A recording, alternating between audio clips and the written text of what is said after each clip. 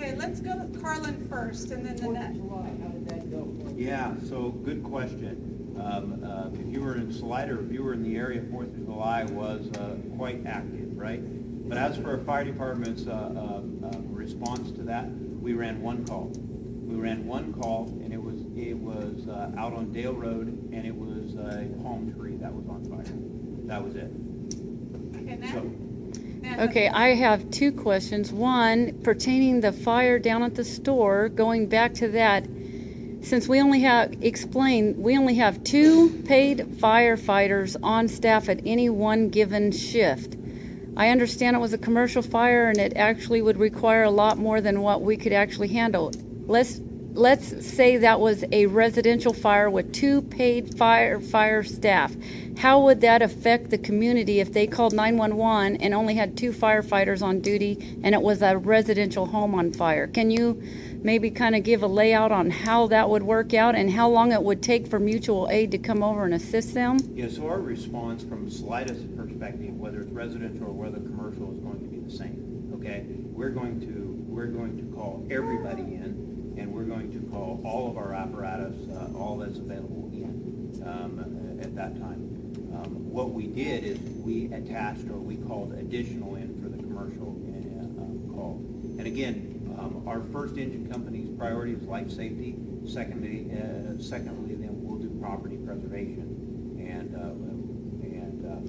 in the grocery store fire, there wasn't a life safety issue. We knew pretty much that the fire was well engulfed at that point, and we were in a defensive mode. In a residential structure, our operations, our mode changes significantly because it is possible that there are residents there, right? Unless we can confirm that.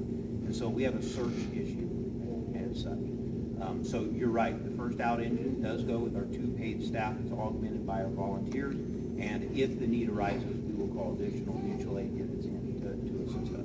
Right, so if it was a residence and there was people inside the house and you only had 2 paid firefighters, would they be able to enter the house? Yeah, so what is being spoken here is what we call a 2-in, 2-out policy, and it is required. It is a Cal OSHA. It's an OSHA policy that says that unless we can confirm that there is an imminent rescue, we cannot enter into the structure. We cannot go inside the house to extinguish a fire without a minimum of 2 people outside. So, and we work in pairs. So 2 go in, 2 have to be out for a total of 4 people. If there is an imminent rescue, if it's an obvious rescue, then even 2 people can go in. Now, in saying that, we are required, Cal regulations, we're required in our reporting mechanism to make notification and justification as to why we went in, and we have to note all of that. So hopefully that answers your question. That, and then how long would it take for, if you only had 2 paid firefighters, how long would it take for mutual aid to respond? I'll back up. There's a step in between there, and that's our volunteer reserves. And if you're right next to my house, I'll be there. If you are extended away and you're out in the country, the response times are going to be longer, but not necessarily. And I would say that's one of the advantages with our volunteer reserves, especially if they reside in the area, is they're dispersed all throughout our district, from Del Rio to Salida and into the Wood Colony area. So as a fire engine, they're coming from a specific facility, one of our 3 fire stations, but not necessarily our volunteer reserves, or for that matter, our off-duty personnel coming. They're coming from all different directions. So how long does it take? I don't have that breakdown specifically. Our response time, our average response time is about 5 minutes per incident. Okay. Dwayne had a question? Yeah, on the instance with the train, had all the avenues blocked, Kernan and Broadway, of course, and your guys' engine was stuck on the other side. How did that affect response to our side of the freeway? Yeah, so every day, does it have an effect? Does it have an impact? Absolutely it does. And it would have I'm using that as an example. But I'll tell you there what- for a long time. I'll tell you what we do and our operational folks do every single day. When they identify that stuff, and our dispatch will notify us oftentimes, and when that occurs, what we will do is we'll put together a plan. What And did that you do plan, on that day? and that plan that day was we had a response plan to bring Ripon in that could come in from Hammond if necessary. We also have Woodland to the south. We have Modesto that can come in as well. And so we spoke of different alternatives if we needed them and such. Would there be a delay if it was just on the other side of the tracks and we had to go up and around? Yes, there would, and that's unfortunate. You have equipment on Chickarelli too. Yes, we do. The other thing is I think the public needs to know about your board meetings. We need to get it out there in the open of when your guys' board meetings are going, because there's a lot of stuff that's happening at the board meetings, a lot of money being spent. I know, why don't you bring up what's coming up next Yes. month's meeting, what's on the agenda?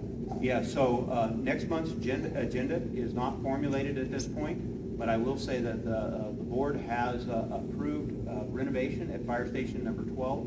That's the fire station right down here. It was built in the 1960s. It's had very, very minor renovations or modernization at that point. And so the board has approved to do some renovation in the station. It's not going to be a remodel. We're not moving walls. We're not doing any of that. So it's not really going to look any different, other than it is going to get a facelift with paint on it. And so we are excited about that. It's much needed for our folks. The air conditioner is at max, has been. If you participated in Rotary, if you participated in any of our events at the fire station, you'll know exactly what I'm talking about. So we're working on some ADA compliance issues that are required, that are necessary at that fire station. So in the meantime, our staff will be between that station on Broadway and Salida Boulevard, but they're primarily going to be, and for the most part, be moving over to the one at Chickarelli and Tomb for the interim period, obviously why renovation is occurring here on this one at Broadway and Salida Boulevard. So I think, Dwayne, what you're referring to is board meetings. Our board meetings are on the third Tuesday. They're currently on the third Tuesday of every month. You're always welcome. They're at 7 o'clock. They've been at that fire station. Now we're going to renovation. We'll have to figure that out. Maybe come here. I don't know. We might have to, but we'll be working that out as to where we go and how we go about that. But they're on the third Tuesday of every month, and we welcome any and all of you there. Any other questions? Just one more question. At the last board meeting, when someone had asked for a copy of the bids that were placed, and apparently the board or everyone forgot to bring the bids, and I know it should be public information, how would you be able to supply the public with a copy of the bids? Yeah, so the bid process was a formal bid process. What you're referring to is the bids. They weren't accidentally or they weren't purposely left off. The request was for information that was not on that agenda for that night. It was a month prior to that agenda. That's why it wasn't part of the board packet and such.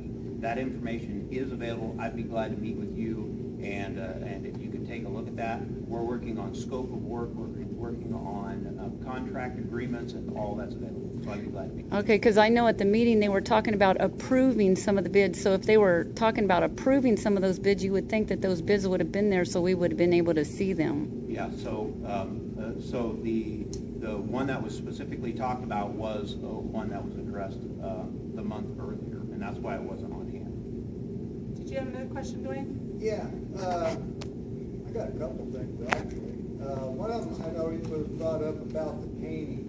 You could only use bid as far as doing the painting. As far as hiring somebody, I recognize that you do have to pay prevailing wage.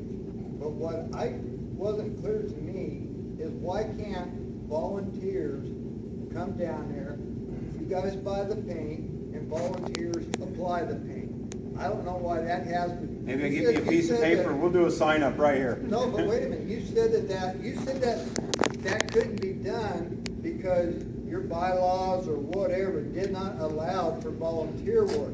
Well, if that's the case, how are your volunteers doing the barbecues and other things that are going on? Why can't volunteers do the paint work?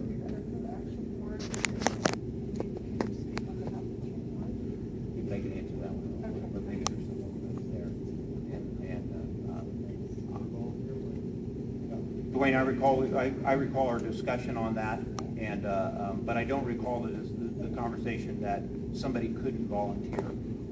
That wasn't our, that wasn't our Volunteer, it couldn't discussion. be volunteer. That was a statement from the board Okay. that there cannot be volunteers applying paint, which to me made absolutely no sense. Yeah, I would just, I won't speak on behalf of the board, but I will tell you that our volunteers currently now, they give over 200 hours a year in training, in responding, and I just said that we're going to be 1,500 to 1,600 calls at this point, at this time of year, or this year in 2017. So it's significant time involvement, and so I think from my perspective, I wouldn't be. It would be a lot to ask our volunteers to come down. What's wrong with public volunteers? This is kind of turned into a fire board meeting of director. I will find out from legal counsel. I recall legal counsel saying we could circumvent the bid process. You know, when we go out for bid, we can't circumvent the bid process and I say, understand that. hold on. We can't say, thank you for your bid, now we're just gonna go do it with volunteers and bypass or circumvent the prevailing wage requirements. But I'll find out before next board. Yeah, we'll get I back. don't wanna speak for legal counsel, but that's not my, Okay, it's kind of going About as far as I to go. more fire board questions that are more appropriate for the fire meeting. So if there's any other questions that pertain to Salida and the fire, okay, not